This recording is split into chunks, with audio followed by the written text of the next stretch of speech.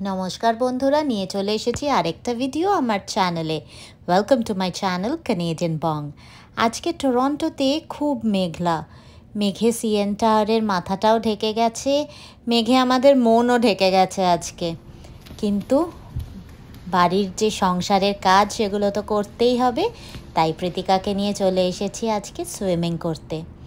মনটা খারাপ, তার স্পেসিফিক রিজন হলো বাড়িতে যা চলছে, অভয়াকে নিয়ে, তিলোত্তমাকে নিয়ে, সেইটা নিয়েই আমরা এতটা সবাই ট্রিগার্ড, এতটা সবাই এফেক্টেড, বাড়ি থেকে এত দূরে থেকেও, টরন্টোতে থেকেও, যে কিছুই আর যেন ভালো লাগছে না। যাই হোক, একটু বাচ্চাটার সঙ্গে এনজয় করলে, লাফালাফি করলে একটু তো চেঞ্জ হয়, তাই ওকে নিয়ে চলে এসেছি আজকে সুইমিং করতে। প্রীতিকাকে কখনো কলকাতা থাকতে সেই রকমভাবে ট্রেনার দিয়ে সুইমিং শেখানো হয়নি। আমি আর আমার মা মিলে প্রীতিকাকে আমাদের কমপ্লেক্সের সুইমিং পুলেই সুইমিং শিখিয়েছি, আর তারপর নিজেই লাফালাফি করতে করতে মোটামুটি শিখেই গেছে সুইমিংটা, ফ্লোট করে থাকতে পারে। বাচ্চারা তো জল ভালোবাসে, এটা তো চিরসত্য। আর সেইখানে টরন্টোতে আমাদের ইনডোর পুল বলেও খুব সুবিধা। বাইরে যতই ঠান্ডা থাকুক, গরম থাকুক, যাই থাকুক, পুলের জলটা পরিষ্কার আর টেম্পারেচার কন্ট্রোল।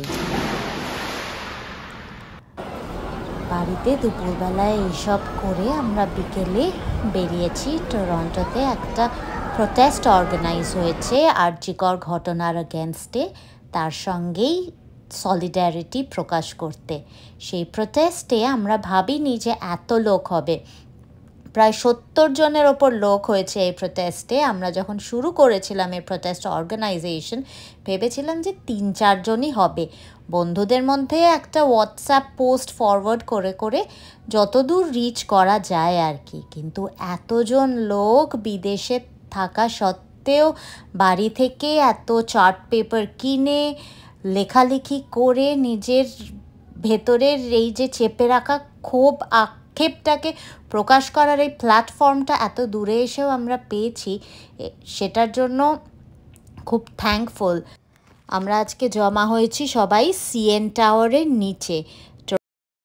আচমকা কাজের শেষে সেই মেয়েটা ঘুমোচ্ছিল হয়তো, সেই মেয়েটা জানতোই না রাত্রি নামে একলা না, মাংস খোঁজে আধার মেখে মানুষ পশু রাত চড়া। সেই সেখানেই ভুলছিল, বিশ্বাসী মন আপন মনে ঘুমের ঝুলি খুলছিল। ঠিক তখনই নখের আঁচড়, শরীর জুড়ে হিংস্র শপথ, মাংস ছিঁড়ে ফেলছিল। ভুলছিল সকলকে আপন ভাবা, মস্ত বড় ভুল ছিল। একলা যারা কিচ্ছুটি নই, রাজা উজির কেউ কেটা, তাদের 100 গলার মাভৈ ধ্বনি জিতেই নেবে আকাশটা। রাষ্ট্র যখন আড়াল করে, লুকিয়ে রাখে দোষীর নাম, আঙুল তুলে চেঁচিয়ে বলো সেই শাসকই ধর্ষকাম। Justice for RG Kar, justice for Abhaya, justice for Tilottama. অনেক এগিয়েছি, ঘর ছেড়ে বাইরে, দেশ ছেড়ে কাজের জায়গায় এগিয়েছি, ওমেন এম্পাওয়ারমেন্ট নিয়ে কথা বলি আমরা। কিন্তু সমাজের একটা কোণে কোথাও মানুষের মনে অন্যায় করার ইচ্ছাটাও বেড়ে উঠছে। সেই ইচ্ছাটাকে আমরা অনেক ছোট বয়স থেকে যদি বাবা মায়েরা অ্যাওয়ার হই, যদি সমাজের বড়রা, আমরা এখন যে বয়সে আছি তারা অ্যাওয়ার হই, হয়তো সেটাকে দমাতে পারি বা ঠিক করতে পারি। তো আমাদের খুব দরকার এই প্রোটেস্টের সাথে নিজের ঘরের যত্ন নেওয়া। আমি বাংলায় বলছি, আমরা এতদূর থেকে কলকাতার পাশে আছি, মানে ফিজিক্যালি যেতে পারছি না। ওখানকার বন্ধুদের থেকে আমরা জানতে পারছি কি অবস্থা চলছে। তো আমার মনে হয় আমাদের এত দূর থেকে সোশ্যাল মিডিয়ার বাইরেও যদি আমরা যেভাবে একত্রিত হয়ে সকলে মিলে এক জায়গায় আসতে পেরে প্রোটেস্ট করছি, এটা খুব দরকার ওখানে ইম্প্যাক্ট ফেলা। তো আমরা যতজন পারি সকলে মিলে শেয়ার করব এবং এই প্রোটেস্টটা আমরা এখান থেকে এত দূর থেকে চালিয়ে যাই। আমরা যেন না থামি। সামনে পুজো আসছে, অনেক রকম ডিস্ট্রাকশন আমাদের সামনে আনা হবে। আমাদের নিজেদের জীবন আছে, কিন্তু আমরা যেন না ভুলে যাই ব্যাপারটা। আমরা যেন কন্টিনিউয়াসলি সবসময় যারা প্রোটেস্ট করছে তাদের পাশে থাকি। এবং যেমন সকলেই অনেকেই জানেন, কালকে আবার নেথান ফিলিপ স্কোয়ারে আর একটা প্রোটেস্টের ব্যবস্থা করা হয়েছে, সেখানে ইন্ডিপেন্ডেন্স ডে প্যারেড হবে। তো আমরা মনে করি যে এই ইন্ডিপেন্ডেন্স ডেটা ঠিক আনন্দের নয়, আমরা হ্যাপি নই। তো আমাদের ডেফিনেটলি সেটা সামনে এই প্রোটেস্টটা করা উচিত।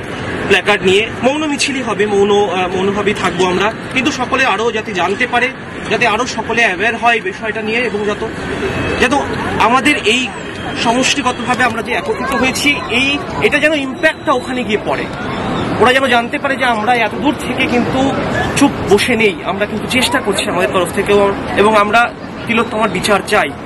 যতদিন এই বিচার না পাওয়া যাবে ততক্ষণই আমরা কিন্তু থামবো না। 14 বছরের দলিত মেয়েটা রেপ হয়েছে তার জন্য দাঁড়িয়েছি, আমরা হাতরাসের যে ভিকটিম তার জন্য দাঁড়িয়েছি, আমরা পার্ক স্ট্রিটের যে ভিকটিম তার জন্য দাঁড়িয়েছি, এবং শুনতে যতটাই খারাপ লাগে না কেন এরপরে যতজন আসবে আমরা তাদের জন্য দাঁড়িয়েছি। আজকে আরজি করের ইনসিডেন্টটা একটা এক্সাম্পল মাত্র। We are addressing something that is much larger in scale. We want a space that is safe for us.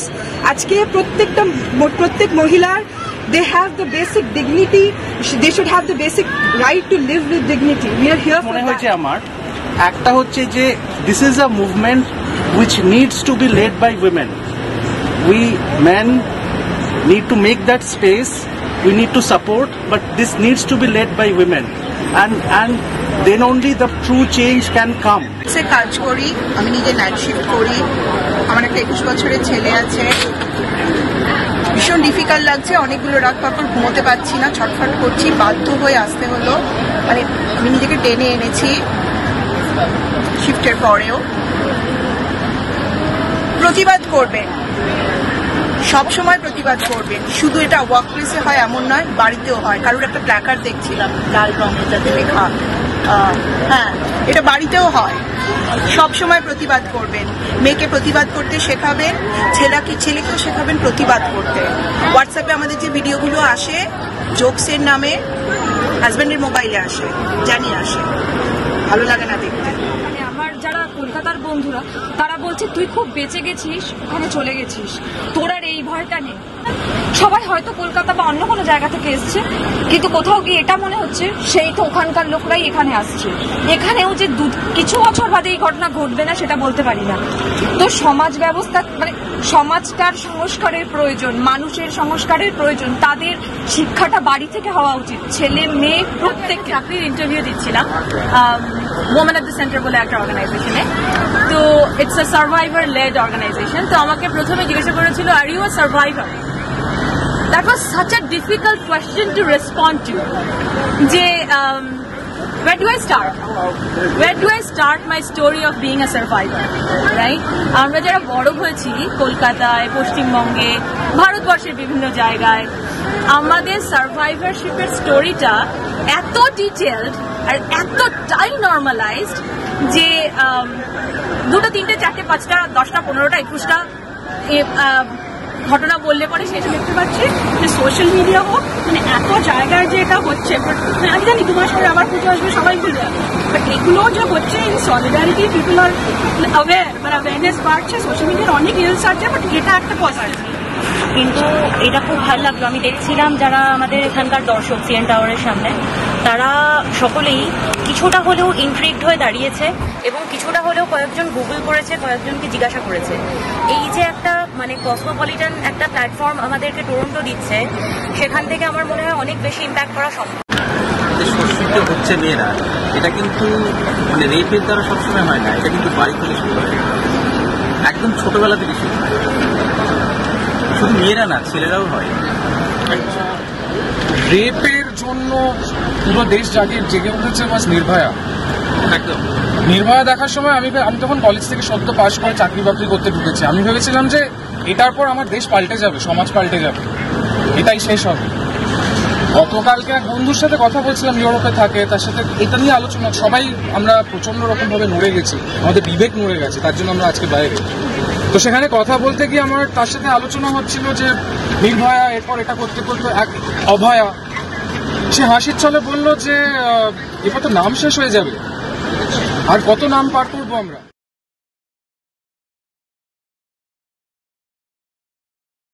এখানে দুটো কথা বলার আছে।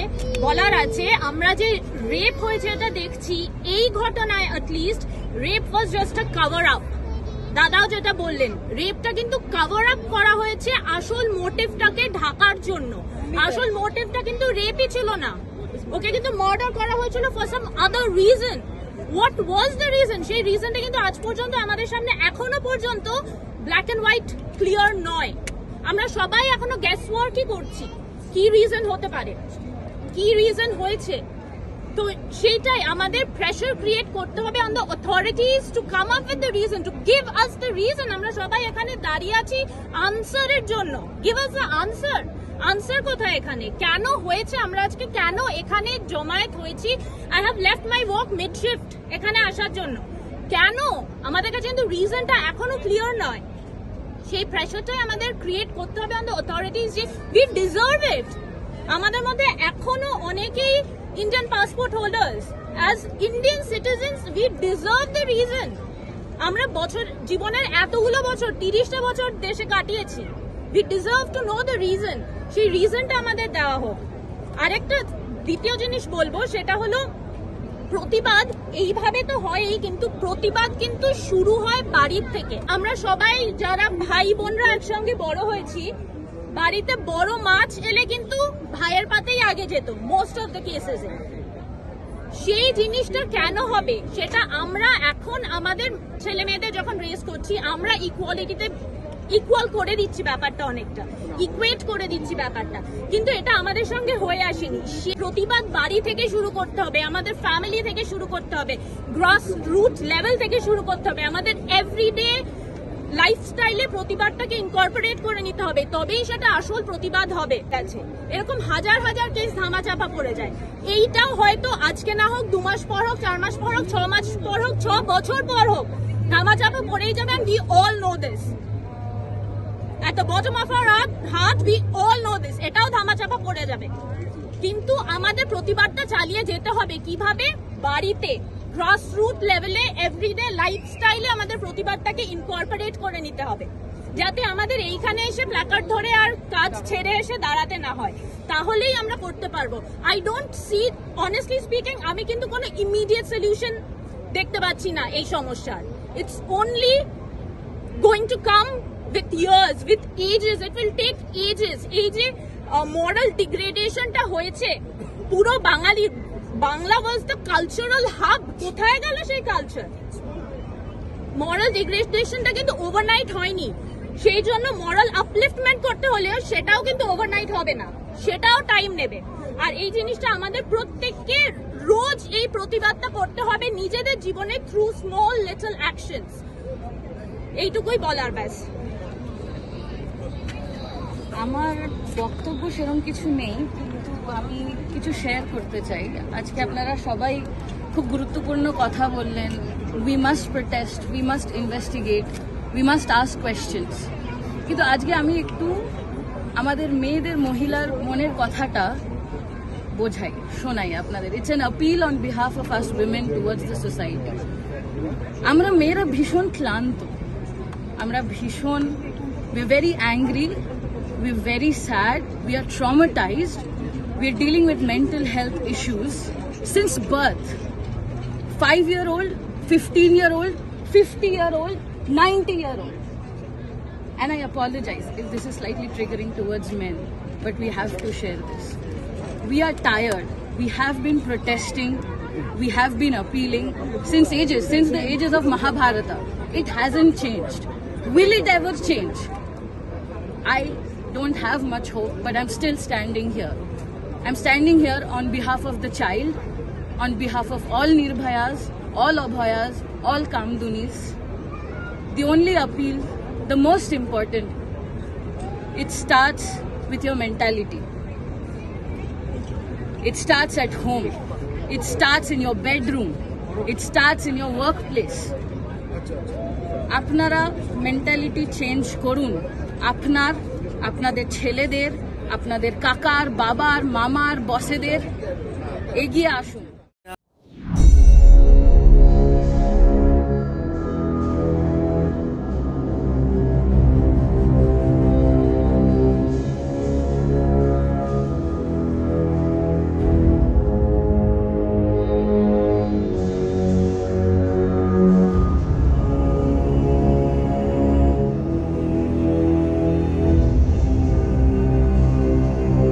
এই ভিডিওটা দেখার জন্য আপনাদের সবাইকে অনেক অনেক ধন্যবাদ। আমাদের পাশে থাকার জন্য ধন্যবাদ। লাইক, শেয়ার আর সাবস্ক্রাইব করতে ভুলবেন না। দেখা হবে পরে।